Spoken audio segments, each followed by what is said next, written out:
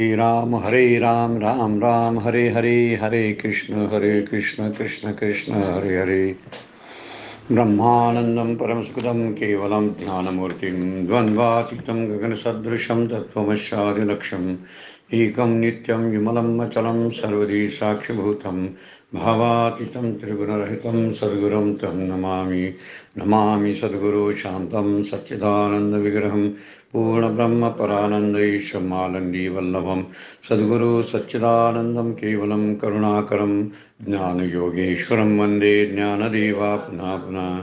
अलंकापुरी पुण्यभूमी पवित्र तिथे नांदतो ज्ञानराजा सुपात्र तया आठविता महापुण्यराशी. नमस्कार माझा सद्गुरु ज्ञानेश्वराशी.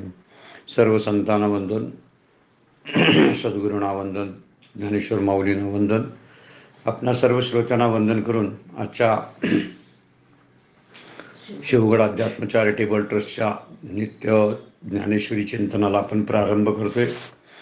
कालच्या 2 दिवसाच्या चिंतनामध्ये आपण एकाच ओवीचा विचार केलेला आहे. त्यामध्ये अत्यंत समर्पक असं निरूपण माऊलींनी एकाच ओवीमध्ये पकडलेलं आहे. मायेचं रूप दाखवलेलं आहे आणि माया तरुण जाण्याचा मार्ग जो आहे तो उपाय, असा सर्वश्रेष्ठ उपाय त्या ह्या ओवीमध्ये दाखवलेला आहे. अगोदर माया तरुण कशी जाणं कठीण आहे याचा विचार अगोदर माऊली सांगताना आता इथून पुढं ती माया तरुण जायची जी उपाय आहेत त्यातला पहिला उपाय माऊलींनी सांगितला, भगवंताला शरण जाणं. भगवंताला शरण जाणं, कारण त्याचा अर्थ आहे की भगवंत मायेची उत्पत्ती जी आहे ती भगवंतानी तात्पुरती सृष्टी निर्मितीसाठी केलेली आहे. आणि भगवंतच काय आहे, भगवंताच्याच प्रेरणेखाली माया काम करत असते. म्हणून माया मेताम तरंती ते असं भगवंत बोलतात. म्हणजे माझ्याच कृपेनं तरुण जातील असं बोललं जातं. म्हणून इथं एकच लीला तरले जे सर्व भावे मज भजले तया ऐलीची थडी सरणे मायाजाळ असं माऊली बोलतात 97 नंबरच्या ओवीमध्ये. त्याचं काल आपण चिंतन विचार आपण बघितलेला आहे की ही जी भवनदी आहे ही तरुण जायला किती कठीण वाटत असली तरीसुद्धा भगवंताच्या कृपेनं ही तरुण जाणं सोपं आहे. म्हणून सतत साधकाने सर्व सामान्य जीवाने त्याचा अंश समजून त्याच्याच भजनामध्ये राहावं. प्रपंचाची सर्व चिंता भगवंताच्या पायाशी अर्पण करून आपण निवांत राहणं हेच त्याला शरण जाणं आहे. आपण जेव्हा प्रपंचाची चिंता करतो त्यावेळी आपण प्रपंचाला शरण असतो, आणि ज्यावेळी आपण प्रपंचाची चिंता सोडून देतो त्यावेळी आपण ईश्वराला शरण असतो. कारण ईश्वर जो करतो तोच माझा प्रपंच बरोबर आहे असं मानणं म्हणजे ईश्वर शरणागत आहे आणि ईश्वरावरली दृढ श्रद्धा आहे. नाहीतर मी करतो आणि मी चिंता केल्यामुळे प्रश्न सुटतात असं जोपर्यंत वाटत राहतं तोपर्यंत आपण भगवंतावरती आपली श्रद्धा नाही असं सरळ समजून घ्यावं, स्पष्ट समजून घ्यावं. कारण जोपर्यंत आपली श्रद्धा नसते ना तोपर्यंत आपण शरण येणारच नाही. जोपर्यंत तोच सगळं करतो आणि तो माझं चांगलं करणार आहे असं जोपर्यंत आपल्याला विश्वास वाटत नाही तोपर्यंत शरणागतीची जी प्रक्रिया आहे ती पूर्णच होणार नाही. म्हणून शरण येणं या शब्दाचा अर्थ आहे प्रापंचिक चिंतेतून मुक्त होणं. आणि प्रापंचिक चिंता मुक्त होणं म्हणजे काय करणं, तर भगवंत माझं बरोबर करतो, जे जो करतो ते बरोबर आहे असा विचार जर सतत आपण अंगीकारला तर निश्चितपणे आपल्या लक्षात येईल की समजावं जे माझ्या आयुष्यामध्ये जी संकटं येतात, ज्या दुःखाच्या गोष्टी येतात, ज्या प्रतिकूल घटना घडतात, माझा विश्वासघात आणि माझ्याशी लबाडी केली जाते, ही सगळी परमेश्वर लीला आहे, परमेश्वराची इच्छा आहे. 2 गोष्टीमध्ये आपण सोडवणूक करून घ्यावी. इच्छा आणि प्रसाद हे 2 शब्द फार महत्त्वाचे आहेत ईश्वर प्रेरणेसाठी, लक्षात ठेवण्यासाठी आणि ईश्वर शरणागतीसाठी. या 2 गोष्टीमुळे आपली ईश्वर शरणागता चांगली घडते. ज्यावेळी आपल्या आयुष्यामध्ये प्रतिकूल घटना येतात, संकट येतात, सगळ्यांच्याकडून दुखवलं जातो, आपण आपल्याकडून काहीतरी अगदी वाईट गोष्टी घडत असतात, ज्यावेळी परमेश्वराला शरण जाणं म्हणजे ही परमेश्वराची इच्छा आहे. माझ्या आयुष्यामध्ये प्रतिकूल दुःखात्मक प्रसंग येणं ही भगवंताची इच्छा आहे असं समजून त्याला शरण जावं. आणि दुसरी गोष्ट, माझ्या जीवनामध्ये अनुकूल काही घटनासुद्धा घडत असतात आणि चांगल्या घटना घडत असतात म्हणून तो भगवंताचा प्रसाद आहे असं समजावं.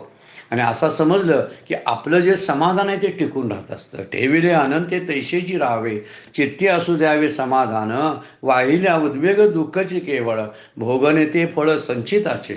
संचिताप्रमाणे भोगणं प्राप्त होत असतं. त्यामुळं कुणावर रुसणं आणि भोगणं या गोष्टी आपल्यासाठी शरणागतीमध्ये येतच नाहीत. रुसायचं असेल तर कुणावर रुसावं? भगवंतावर रुसावं, कारण मी त्याला शरण आहे. मी आता रुसतो कुणावरती? तर माझ्या जवळच्या नातलगांच्यावरती रुसतो, मित्रमैत्रिणींच्यावरती रुसतो, कारण त्यांनी मला असं केलेलं आहे.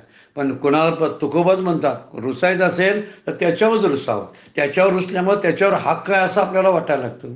आणि त्याच्यावर हक्क दाखवायला आपण लागलो की हक्क कुणावर दाखवतो? जो माझा आहे. मी आता प्रपंचाला माझा मानला म्हणून प्रपंचावर मी हक्क दाखवतो आणि प्रपंचाकडून सगळ्या समस्या सोडवण्याचा प्रयत्न करतो.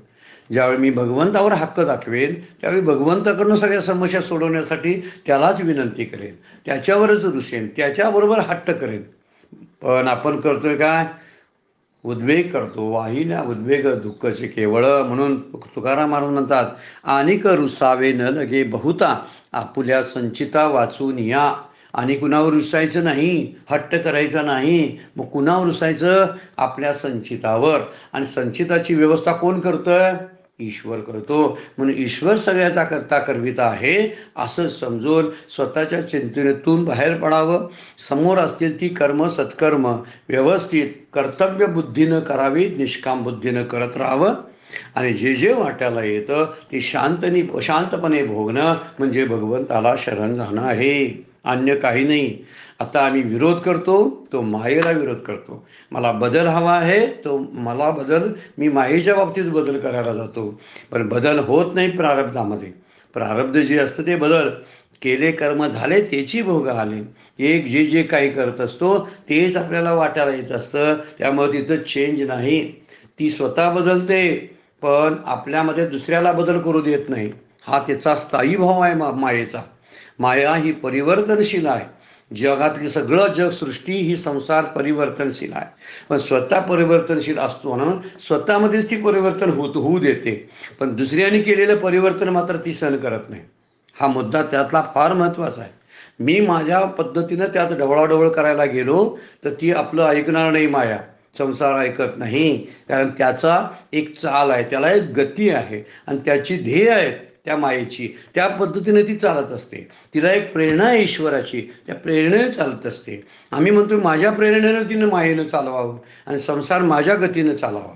मी ज्यावेळी थांब म्हणतो त्यावेळी त्यानं थांबावं, तुम्ही चाल म्हणतो त्यावेळी चालावं. असा संसार माझ्या ताब्यात नाही आणि जो ज्याच्या ताब्यामध्ये आहे त्याला आपण शरण जावं. हा मुद्दा फार महत्त्वाचा आहे. मी रडतो, कंतो, अस्वस्थ होतो कारण मी बदल सुचवतो मायेमध्ये. आणि मायेत आणि संसारामध्ये बदल सुचवता येत नाहीत, बदल घडवताच येत नाही. बदल जर घडवायचे झाले तर कित्येक जीवाच्या कित्येक इच्छा बदल घडवण्यासाठी काय करतील? उभा राहतील.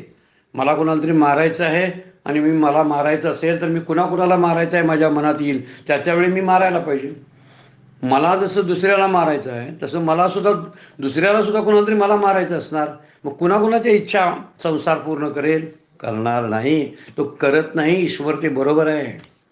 कुणाच्याच इच्छा पूर्ण करत नाही ते बरं आहे. माझ्या इच्छा विकारयुक्त आहेत, त्या पूर्ण केल्या तर माझं अहित आहे, अकल्याण आहे. ईश्वर खरंच करुणासागर आहे, दयाळू आहे. माझ्या सगळ्या इच्छा जर त्यानं पूर्ण केल्या असत्या तर माझ्याच आयुष्यात अंधाधुंदी माजली असती.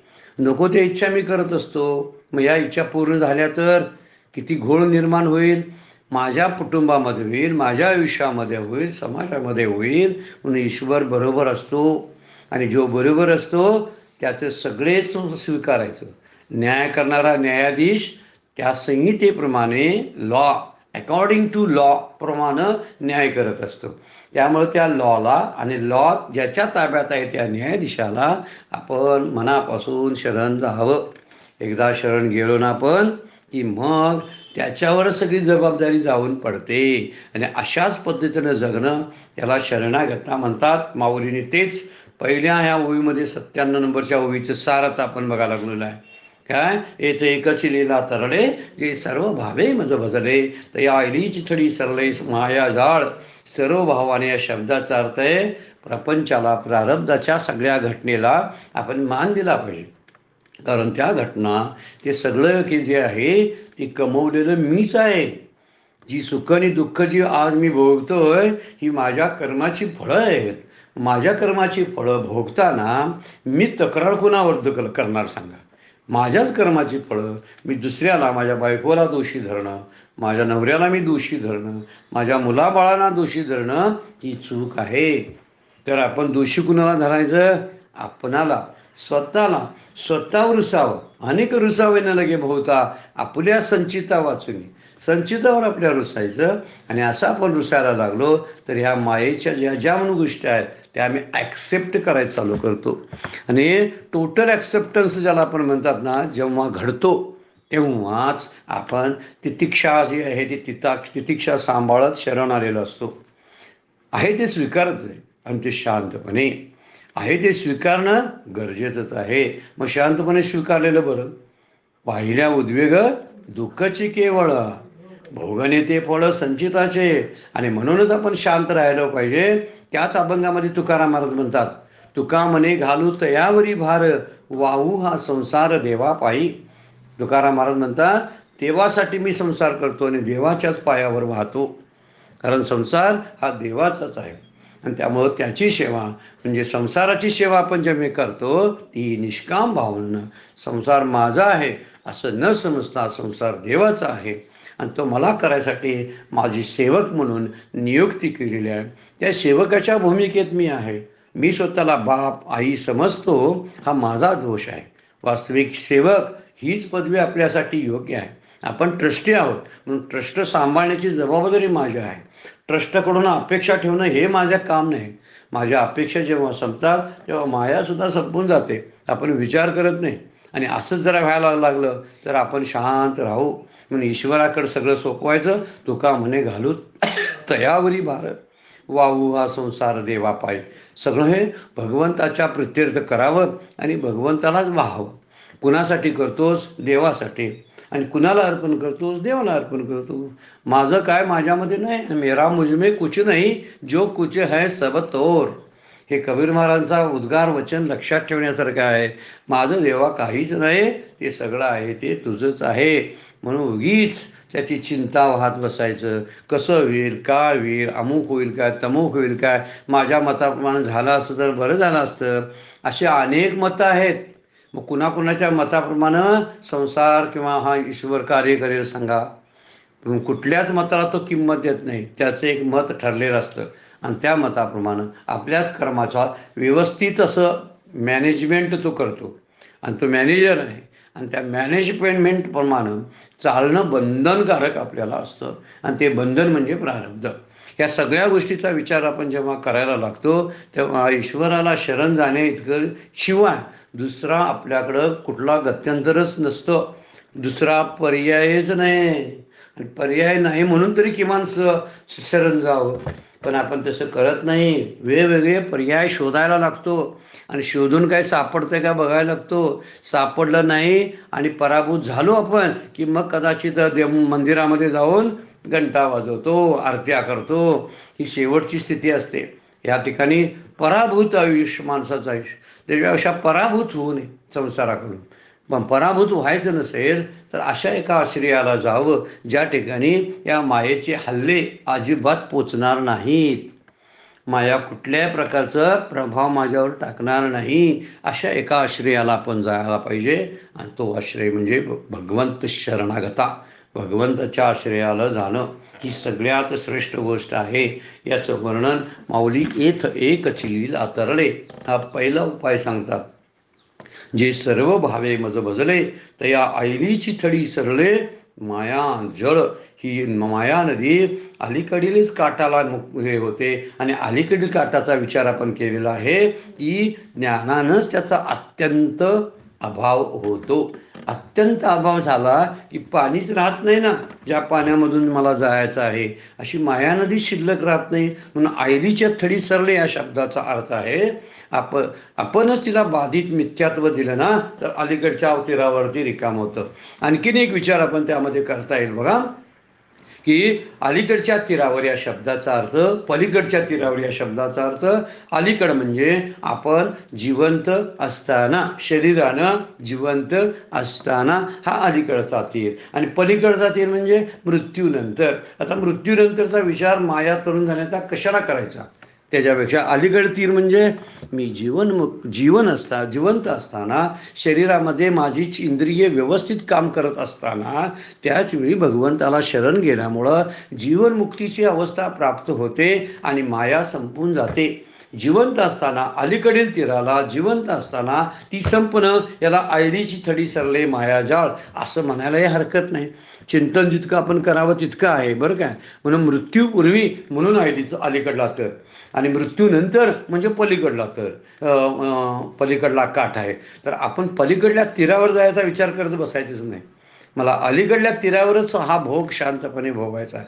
मृत्यूनंतरची स्थिती, माझी गती काय, याचा विचार करत बसू नये. मृत्यूपूर्वी जीवनमुक्तीची अवस्था भोगावी, आनंद आहे त्यामध्ये. पण चिंतेनं आनंद विकारयुक्त होतो ना, आनंद कलंकित होतो, त्या चिंता कारण आहे त्याला. म्हणजे चिंता जाळून टाकते आपल्याला जिवंतपणे, आणि जाळल्यानंतर काय शिल्लक राहतं सांगा? त्याच वेळी आपलं मरण असतं. चिंता रोज मारते, चित्ता एकदाच जाते असं म्हणतात, आणि चिंता रोज मारते. रोज मरण आपलं जे आहे ते मरण आपल्याला जर चुकवायचं असेल तर आयरीची थडी सरले मायाजाळ म्हणजे जिवंत असताना संसाराची आसक्ती सोडावी. मृत्यूनंतर म्हणे आसक्ती सोडली. काय सोडली अर्थासक्ती, आणि काय अर्थ आहे? उलट काळानंच त्याला घेऊन गेला. ह्यानं काळाला सोडला नाही, म्हणून काळावर आत्ता सत्ता गाजवता येते. संत काळावर सत्ता गाजवतात, कारण काळातीत असतात. ते भूत भविष्य वर्तमानमध्ये राहत नाहीत म्हणून काळातीत होतात. आम्हीच राहतो म्हणून काळात आहे. काळाची सत्ता जोपर्यंत आहे तोपर्यंत आमचं मरण आहे, तोपर्यंत आपल्याला जन्म आहे. पण काळाच्या पलीकडे मी गेलो की ज्या ठिकाणी, तिथं काळाची सत्ता चालत नाही. प्रेमाची या गावा, काय संतांची या गावा, प्रेमाचा सुकाळ नाही, काय म्हटलेलं आहे तिथं, नाही सुख दुःख क्लेश काही असा शब्द आहे. संतांची या गावा प्रेमाचा सुकाळ आहे, तिथं प्रेम आहे. त्यामुळे संतांच्या गावामध्ये जाऊन राहावं. पुढे आता आलेला आहे इंद्रियाचा गाव एक आलेला आहे शब्द, तो आपण बघणार आहोत. पण माऊलीचं जे मनोगत आहे त्या मनोगताचा विचार या पद्धतीनं आपण करणं फार गरजेचं आहे. आणि हे करत असताना त्याचं हीच साधना आहे खरी. शांतपणे बसून याचा विचार करणं हीच साधना आहे. या पलीकडे जाऊन तीर्थयात्रा करायला जमते, कुठंपर्यंत जमते सांगा? जोपर्यंत माझ्यात शक्ती आहे, माझ्याकडे पैसे आहे, आणि मला कोणतरी घेऊन जाणार आहे तोपर्यंत. जर माझ्यातली शक्ती संपली, माझ्याकडे पैसे नसेल तर तीर्थयात्रा करू शकत नाही. पण विचार सर्व काळ करू शकतो. पारमार्थिक चिंतन जे आहे ते सर्व काळ करू शकतो.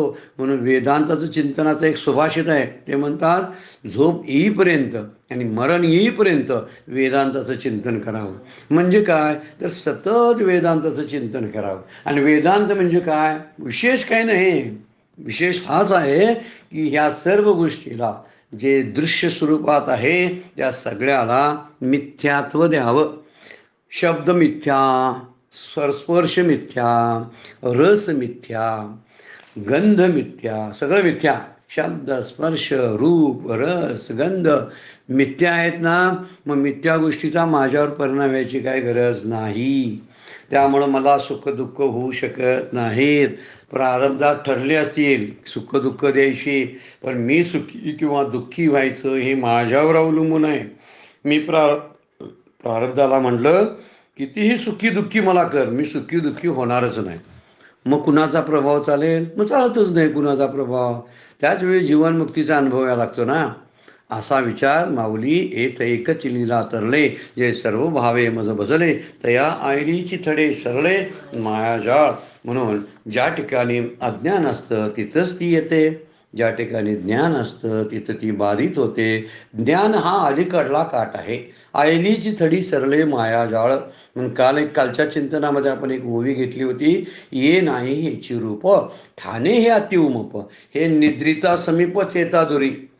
ही झोपलेल्यानंच ताप देते. झोपलेल्या म्हणजे जे अज्ञानामध्ये घोरत पडलेले आहेत ना, त्यांना त्रास देते. स्वप्न कुणाला पडते सांगा? झोपलेला ना. मला स्वप्नच नको असेल तर झोपाय नको पाहिजे. झोपाय नको पाहिजे या शब्दाचा अर्थ काय झाला? आतून जागं पाहिजे. झोपायचं म्हणजे शरीराने झोपायचं काय जागं राहायचं हा मुद्दा इथं नाही.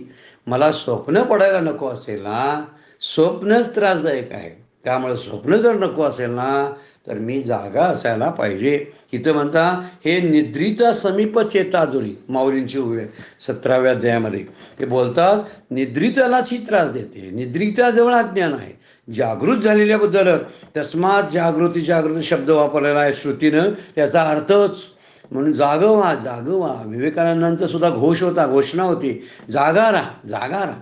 जागं राहणे शब्दाचा अर्थ आहे सावधानतेने व्यवहार करा. सगळे सावधानतेने व्यवहार केले की मायेचा येणारा लाट आहे ना, ती लाट काय थोपवता येत नाही मोठमोठ्या भिंती बांधून, पण लाट चुकवता येते. लाट चुकवणे हा मुद्दा आहे, हाच साधनेचा मुद्दा आहे. लाट परतवणे नाही, हा परतवणं शक्य नाही. ती परतवणं का? भगवंताची लीलाच आहे ना ती.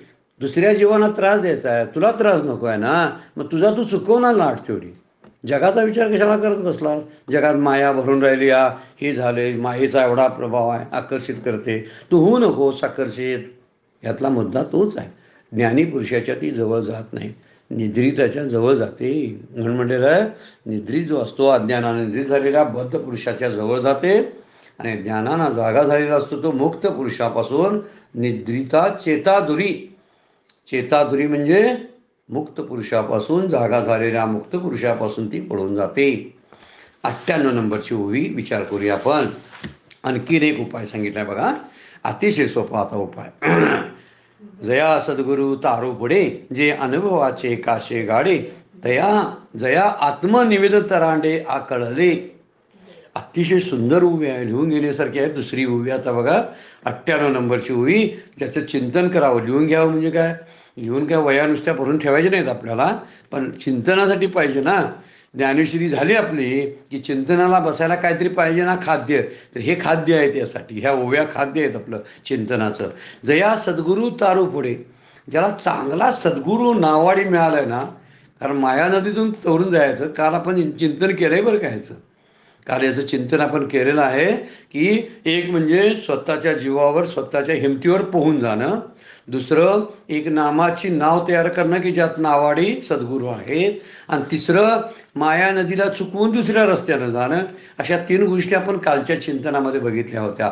त्यातलाच हा एक प्रकार सांगायला चालू केला. ज्यांना जर साधकाला सद्गुरू हे चांगले नावाडी लाभलेले आहेत, सद्गुरू तारू पुढे असे अनुभवाचे काशे गाडे, म्हणजे अत्यंत अनुभव ज्यांच्याकडं आहे, असा गाढ अनुभव असलेले सद्गुरू आहेत, अशा सद्गुरूला जया आत्मनिवेदन तरांडे आकळले. त्या सद्गुरूला काया वाचा आणि मन समर्पण करणे, अशा स्वरूपाच्या आत्मनिवेदन रूपी ताफा ज्यांना स्वाधीन झाला आहे. शेवटची भक्ती सांगितलेली आहे नवविधेमधल्या. श्रवण वगैरे काय शक्य दास्य ही सगळ्या ज्या भक्ती सांगितलेल्या आहेत ना, त्यातली शेवटची भक्ती आत्मनिवेदन आहे. सद्गुरूंच्या ठिकाणी आत्मनिवेदन भक्तीचा वापर होतो. तेच तरांडे शब्द वापरलेला. तरांडे शब्दाचा अर्थ ती ताफा किंवा तो काय नाव आहे, ती नाव घेऊन जायला पाहिजे. त्यासाठी चांगले सद्गुरू ज्यांना खूप अनुभव आहे, ज्यांना प्रपंचाचाही माहिती आहे, ज्यांना परमार्थाची खूप माहिती आहे, ज्यांनी सगळे शास्त्र अभ्यासलेले आहेत, असे अनुभवाचे ज्ञानाचे सागर जर सद्गुरू जर आपल्याला भेटले तर त्या नावेतून, आणि ते नावाडी भेटले तर त्या नावेतून ते निश्चित आपल्याला पलीकडे घेऊन जाऊ शकतात. हा दुसरा उपाय. भगवंत दिसत नाही ना, पण सद्गुरू तुझ्या समोर आहेत, तू त्यांच्याकडे बघ, त्यांची भक्ती कर, त्यांचा उपदेश मान, हे सगळं त्यांची सेवा कर. ह्या सगळ्या गोष्टी म्हणजे कशा अर्थानं परिप्रश्नेन सेवया शब्दच वापरलेला आहे. उपदेक्षंती ते ज्ञानम ज्ञानिना तत्वदर्शिना, असे तत्वदर्शी सद्गुरू ज्यांना लाभलेले आहेत. तत्वदर्शी म्हणजे ज्यांना तत्वाचं दर्शन झालेत, असे तत्वदर्शी शब्द आहे तो. म्हणून म्हटलेला आहे तो काय म्हटलेला आहे की ते त्यांना काया वाचा मनानं शरण जावं. त्यांना म्हणा आपलं काय, आपला अहंकार बाजूला ठेवावा आणि सद्गुरूंना शरण जावं. तनुमन जीवे चरणाशी लागावे अगर्विता करावे दाश सकळ. मग अपेक्षित जे आपुले ते सगळं सांगायला चालू करतात. मला जे अपेक्षित आहे ते न सांगता न विचारता ते मला सांगत राहतात, उपदेश करत राहतात आणि आत्मनिवेदन भक्तीच्या द्वारे मला शेवटचा काठ गाठता येतो.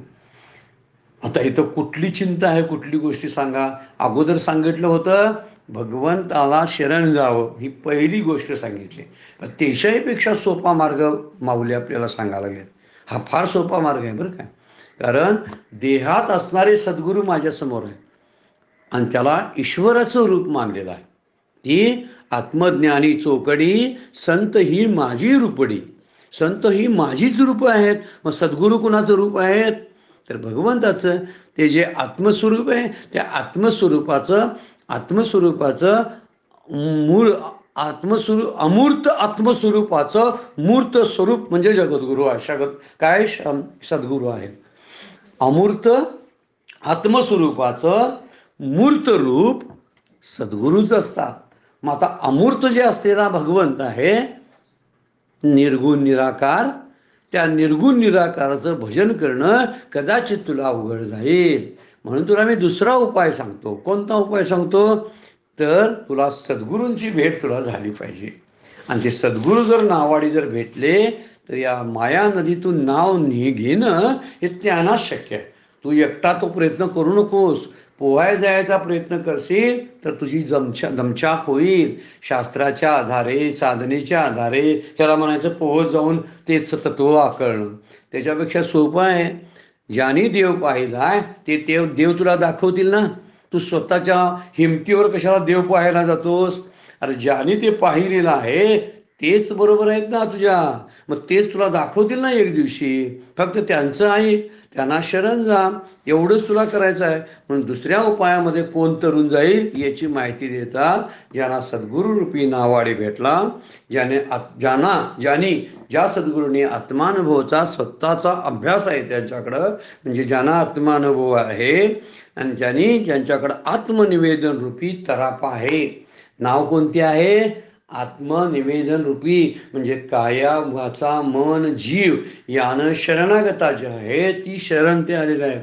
काल आपण जो श्लोक रामरक्षामधला बघितला होता, श्री रामचंद्र चरणो मनसा स्मरामी वचसा गृणामी शिरसा नमामी श्री रामचंद्र चरणो शरणम प्रपदे. 4 भाव त्या श्लोकामध्ये सांगितलेले आहेत. कधीतरी रामरक्षा अभ्यासताना काही श्लोकांचा खोलात जाऊन अभ्यास करावा की ज्यामुळं आपल्याला वाटायला लागेल की रामरक्षा ही वेदांताचाच एक श्रुतीचंच सांगणं आहे. त्यामध्ये आपल्याला लक्षात यावं लागेल.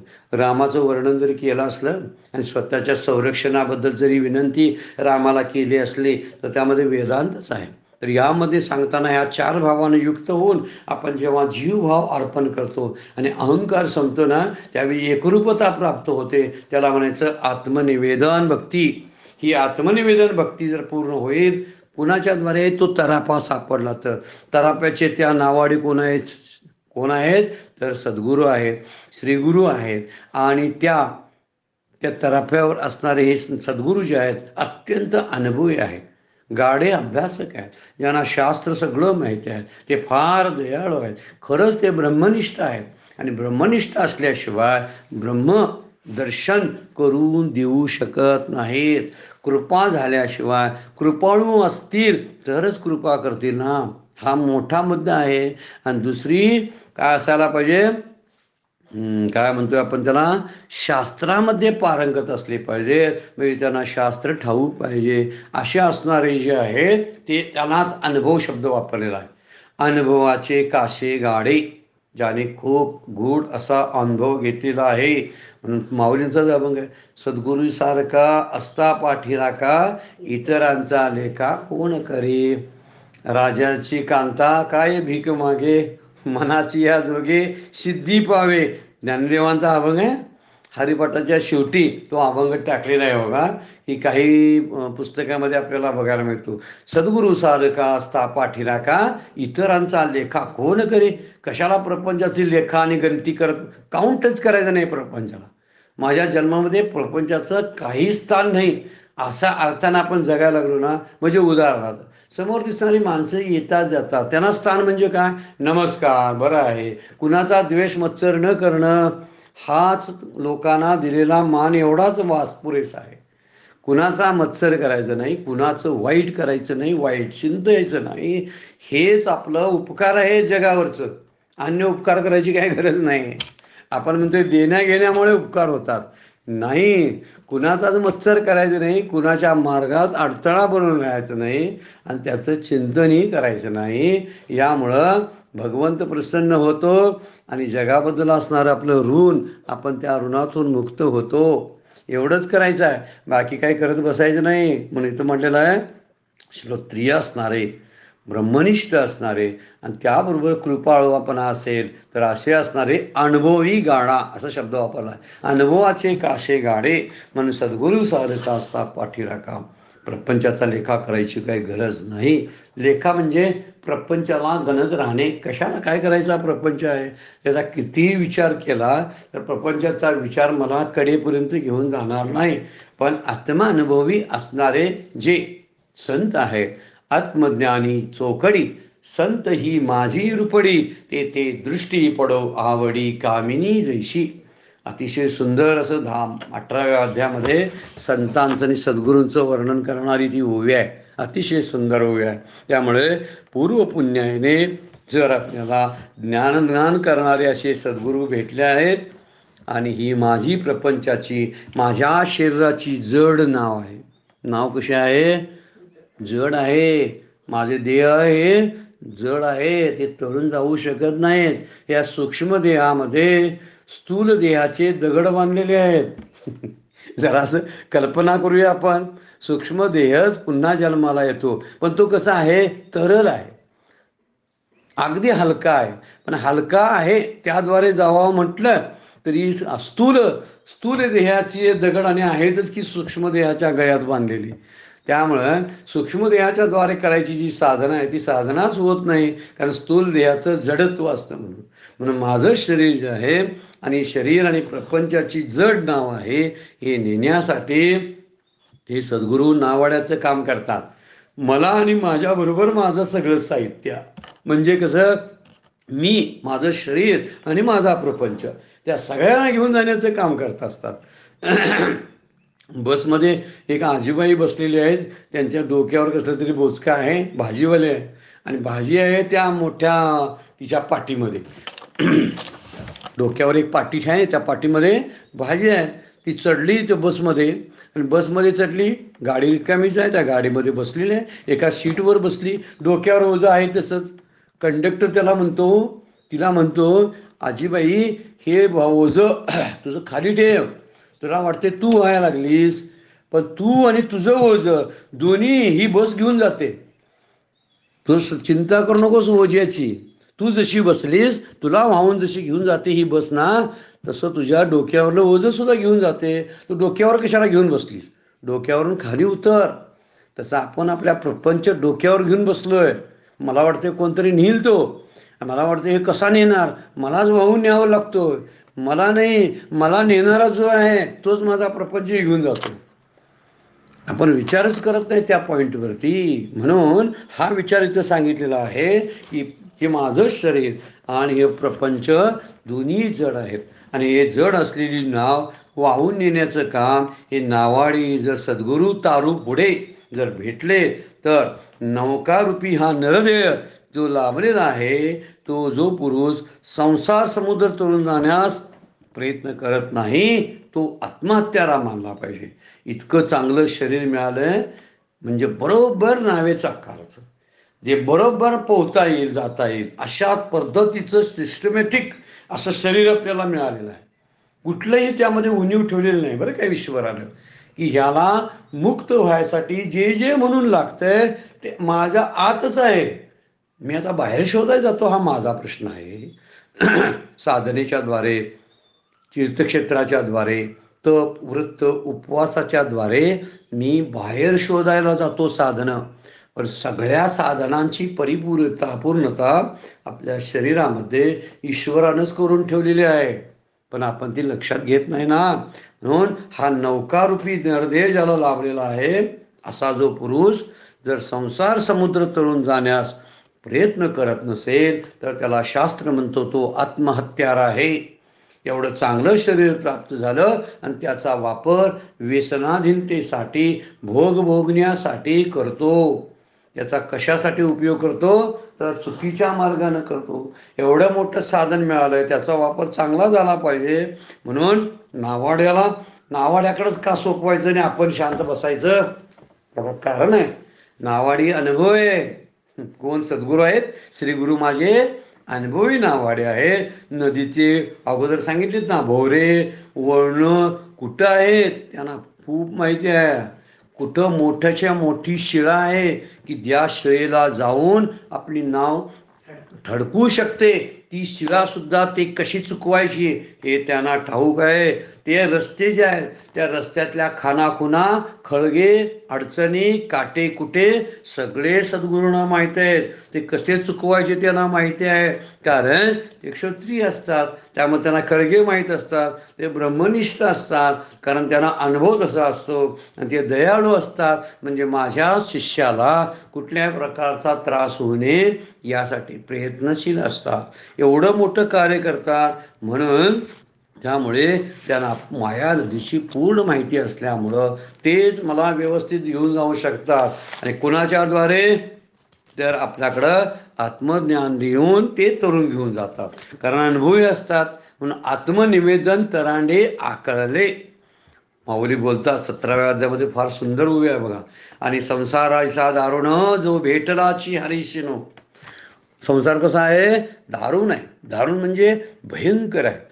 भयंकर माया आहे. आणि संसार ऐसा दारुण जो भेटलाची हरिसून. जो भेटल्याबरोबर सगळा सीन निघून जातो. तो ज्ञानदानी सकरणू भजिजे गुरु. त्याचंच भजन कर रे बाबा. सकरुणू म्हणजे जे करुणेचे सागर आहेत. तू दया तुला तुझ्या ठिकाणी. ज्ञानदानी सुकरुणू. सकरुण म्हणजे त्यांना ज्ञानदान करण्याबद्दलची करुणा आहे. बुडती हे जन न देखवी डोळा येतो कळवळा म्हणून या अशी त्यांची भूमिका आहे. त्यांना माझी कळवळा यायला लागला माझी दया येते म्हणून ते मला ज्ञान देतात. आणि त्या सद्गुरूंचं भजन कर असं माऊली सांगतात. कारण संसारासारखा दारुण हा सद्गुरू भेटल्याशिवाय हा दारुण संसार माया नदी तरून जाता येत नाही. जो भेटलाची हरिशिणू. जो भेटल्याबरोबर माझा शीनच जातो. फार सुंदर उभे आहे. 208 नंबरची उभी आहे 17व्या अध्यायामध्ये. आणि संसारा ऐसा दारुण जो भेटलाची हरिशिनू तो ज्ञानदानी सकरुणू भजिजे गुरु. त्याचंच भजन करावे. तनु मन जीवे चरणाशी लागावे. अगदी काही कुठला भाव ठेवणार तनु मन जीवे तिथं आणि भाव सांगितलेत बघा. त्या भावाशिवाय आत्मनिवेदन भक्तीच पूर्ण होत नाही. इथं एकरूपता आहे. म्हणून सद्गुरू नावाडी आहेत आणि ते नावाडी तारून घेऊन जातात. नाथ भागवतामध्ये फार सुंदर ओव्या टाकलेल्या आहेत. अतिशय सुंदर आहेत. जरी वेळ लागला थोडासा तरी त्या आपण बघण्यासारख्या आहेत. फार सुंदर ओव्या आहेत. कानी निजगुण उपदेशिता या लागी गुरु कर्णधार म्हणती तत्वता. कानामध्ये निजगुज सांगत असतात म्हणून त्यांना कर्णधार म्हणतात. कानात सांगतात ना. आपण कसं म्हणतो कर्णधार म्हणजे कॅप्टन कुणाला म्हणतो जो पुढे लिडरशिप करत असतो ना त्याला आपण म्हणतो. इथं नाथ भागवतामध्ये वर्णन कसं करतात बघा. कानी निजगुज उपदेशता. ते कानात गुज सांगतात. या लागी गुरु कर्णधार म्हणती तत्वता म्हणून त्याला कर्णधार म्हणतात. कानी धरताची उद्धरती भक्ता या लागी सर्वता गुरु कर्णधार. तो सगळ्यांचा उद्धार करतो शिष्यांचा म्हणून कर्णधार. भवाब्दी माझी नरदेह तारू ते सद्गुरु तोची कर्णधारू. त्या भवनदीमध्ये नरदेह हाच कोणी तारू आहे ते तर सद्गुरु तोची कर्णधारो. अशा या साधकाच्या देहाचा कर्णधार त्याला चालवण्याचं काम नरदेहाचं हे कर्णधार करतात. त्याशी अनुकूल वायू मी श्रीधरू भवाब्दी परपारू पावावया. आणि त्याला वारा जो लागतो ना ते शिडांचा ढकलायला पाहिजे त्या नावेला तो मी बनतोय असं भगवंत बोलतात. उद्धवाला उपदेश करतानाच्या ओव्या टाकलेल्या आहेत आणि त्यामध्ये काय म्हणतात बघा. त्याशी अनुकूल वायू मी श्रीधरू. अनुकूल लागणारा वायू जो आहे तो मी आहे. भवाब्दी परपारू पावावया, हा भवसागर पूर्ण करण्यासाठी मीच त्याला वायू रूपानं ढकलत असतो. पण नावाड्याचं काम कोण करतं? श्री गुरु. आणि नाव कुठले आहे? नरदेह तारू, तेची सद्गुरु तोची कर्णधारू, त्याशी अनुकूल वायू मी श्रीधरू, भवाब्दी परपारू पावावया. कैसा गुरु कर्णधार कुशल, आवर्त खळाळ अंदोल, चुकून विकल्पाचे कल्लोळ, सामे पाणी ढाळ सवेग काही. आपण मगाशी बघितलं, विकल्पाचे सगळे कल्लोळ लाटा ते चुकवतात, भोवरे चुकवतात, वगैरे चुकवतात, दगड शिळा मोठे असतात त्या चुकवतात आणि या पाण्यातून आपल्याला पलीकडे घेऊन जातात. म्हणून सद्गुरूकडून हे अप्रोक्ष अनुभव असलेले असतात, त्यांना अप्रोक्ष अनुभव आलेले आहे म्हणून त्यांना अनुभवी म्हटलेला आहे. आणि ते दूर राहण्याकरता ज्यांनी कंबर कसलेले आहेत असे सद्गुरू आहेत. आणि आत्मनिवेदन शब्दाचा अर्थ आहे आत्मसमर्पण. कारण ही नवविधा भक्तीतली शेवटची भक्ती आहे, लक्षात घेणं फार गरजेचं आहे. अगोदर सगळे अष्टांग भक्ती झालेले आहेत, अष्टांग योग पूर्ण झाला, हा 9वा आहे योग. ह्या 9व्या योगाला आत्मनिवेदन म्हणतात. नवविधा भक्तीला अष्टांग योग म्हणतात. यम 5, नियम 5, आसन प्राणायाम धारणा ध्यान समाधी, हे 8 झाले की 9वी निव सम काय पाहिजे? आत्मनिवेदनच पाहिजे. नुसत्या अष्टांग योगानं परिपूर्तता येणार नाही. म्हणून हे 8 अंग पूर्ण झाली की 9वी आत्मनिवेदन रूपी भक्ती जी आहे ती नवविधा भक्तीतील शेवटच्या पावलीचा याचा अर्थ आत्मनिवेदनामध्ये जीवभाव अर्पण करणं असतं. जीव आणि ब्रह्माची ऐक्यता असते आणि ही भक्तीची शेवटची पायरी आहे. म्हणून आत्मनिवेदन भक्तीचा तरापा ज्याला प्राप्त झालेला होता असा. आणि आपण जे फार सुंदर नरहरी सोनारांचा अभंग सुद्धा आहे. सांगड बांधारे भक्तीची नारायण नामाची, संसार सागर सागर भरला जाता पुर, लाटा उसळती विषयांच्या बहुत प्रपंचाच्या, संस्कृती म्हणजे संसार, संस्कृती भोवरा फिरतशे गरगरा, नरहरी सोनार बोधला हरिनामी रंगला. सांगड बांधारे भक्तीची नारायण नामाची. नरहरी सोनारांचा किती सुंदर अभंग आहे बघा.